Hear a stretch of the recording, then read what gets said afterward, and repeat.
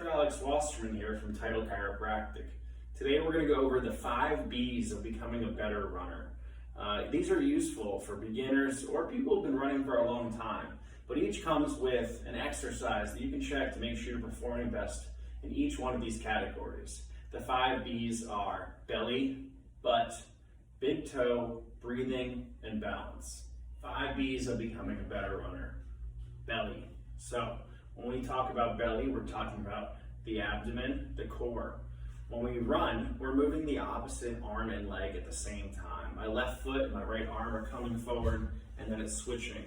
You can see that there's a cross-diagonal pattern with synchronized movement when we run. If you don't have enough strength, especially in the lower abdominals, you're going to get a lot of twisting in the mid-back or low back when you run. You can get rib pain or mid-back pain. So, what's a good exercise to help with this? Cross crawl. You'll go on your hands and knees, extending the opposite arm and leg out at the same time, bringing it back close without touching the ground, and repeat. Do this on both sides. The second B is butt. A lot of runners overuse their hamstring and quad when they're running. You ever heard of runner's butt? A lot of them don't have one. So we want to extend through the hip. There's 2 different exercises to do this. The first one is warrior pose, yoga move. Lunge, reach up and away from the back leg.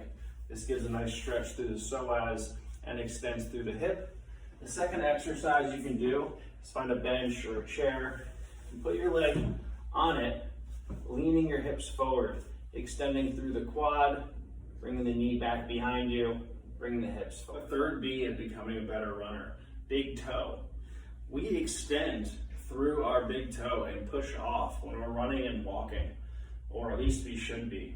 If you sprained your ankle a lot, you'll tend to roll out on the outside of your ankle, sometimes collapse in. But what we want to do is be able to push off straight through that big toe. It's big for a reason. The exercise for this one is single leg calf raise.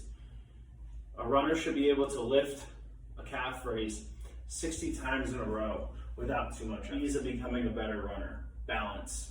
So when you run, you only have one foot on the ground at a time. You're really running and launching from foot to foot.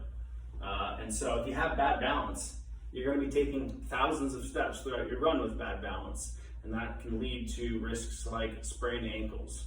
So before or after your run, a good practice is stand on one foot. And you should be able to kind of balance without too much effort for at least a minute on each leg. 5 B's of becoming a better runner. Breathing. So this is more important for beginning runners or if you're having issues with pace. When you first start out, you should be able to hold a conversation while you're in the middle of your run.